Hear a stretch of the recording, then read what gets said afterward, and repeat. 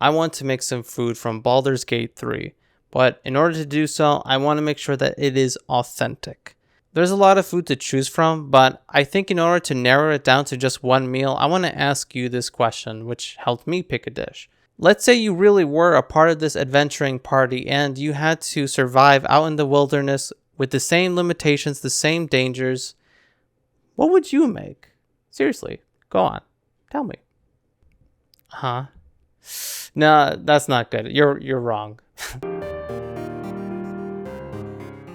There are some things that you may have not considered, and I want to help contextualize the world a bit better before you start picking out some foods that you can make. The first and most important thing that you need to think about is that food is really difficult to come by. The tieflings, for example, they don't have a whole lot to them, and it seems like they don't have a lot of food either. Agda, who seems to be the cook for the camp of refugees, she's making gruel, and that doesn't look appetizing, but you don't really have much of a choice if you're living with them.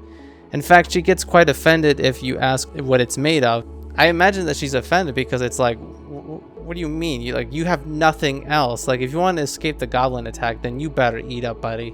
But don't worry, you can choose to help them escape, and if you do, you get a nice little reward. I mean, you can choose to claim the reward, and you wouldn't want to take from people who have nothing, right? I mean, you'd have to be a piece of shit if you would. Well, it wasn't even worth it. I mean, you just get like potato and an egg. Now, contrast that with the people that lived in Joaquins Rest. This place is named after Joaquin, who is the deity of pretty much wealth and trade. So you'll find that the followers are merchants, thieves, and everything in between. And before this place was set on fire, they were living quite well, it seemed. I actually felt like the man from the news that went into a burning apartment to grab his ribs. They had like a lot of different cuts of meat. They had cured and dried sausages and meats. They had fish. They had all kinds of breads. They had fruit and vegetables. You name it, they had it all. And what makes this place really remarkable is that in our whole experience in chapter 1, it's the only place that had completed dishes. I was really surprised when I saw like mashed potatoes, potato wedges, potato porridge, even bagels. Like, I would never associate an RPG with bagels, but yeah, sure, why not? And the last thing to kind of drive in the point about how hard it is to come by food is the scene with the devil, actually. He promises to help you and he wants to give you food, and it's like, I wouldn't sell my soul for like a nugget. Like, it's worth at least like 12. But can you imagine like living in a world and being a person in which you're really struggling to make ends meet, and the promise of food, the promise of satisfying your needs is enough to make a deal with the devil? I mean, that's got to be a really hard life.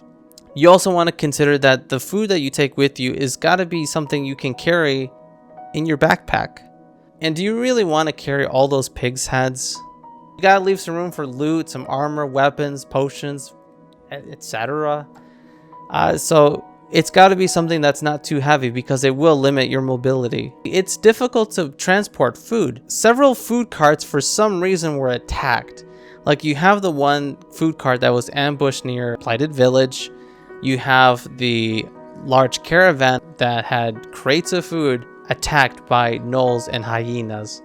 And then it's eerie because you see these carts that were abandoned because they were attacked, and then you're in that same situation with the tieflings. Like, you need to either help them stay at the grove or you escort them, but are they going to be the next caravan that's just attacked and wiped out completely? I found it really interesting, maybe even telling of the world, that there were no food traders at all. So with those things in mind, let's return back to the question. If you were adventuring out there, what would you take with you in your party?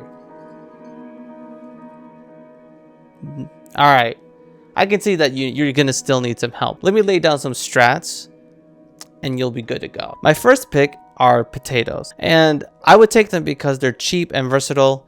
The game even goes on to explain that every household, poor and wealthy alike, rely on potatoes.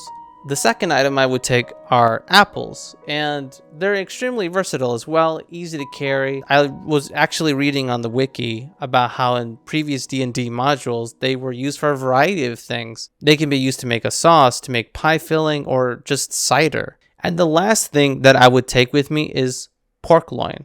And I was so thrilled to make this discovery, this realization, because I thought that pork tenderloin and pork loin were the same thing, but they're not. I mean, the pork tenderloin comes from the loin, but pork tenderloin can actually be broken down into several different cuts.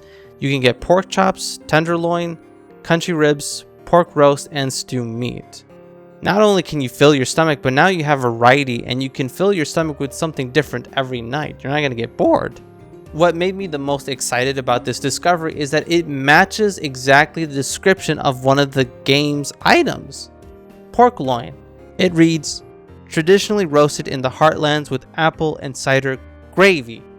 You can make pork loin, right? You can eat it as is if you really want to. And then you can make an apple cider gravy using the apples that you take with you. And then you can make some potato wedges to eat with that gravy, and bam, like you got a amazing meal. You can't ask for anything better. You're not gonna do better than that. Not with the limitations that we've talked about. It's true to the game. I'm really excited to make it in the second video. If you watched up until this point, thank you so much. If it were possible, I'd wish you were in my adventuring party as well. But for now, thank you for watching again, and bye-bye.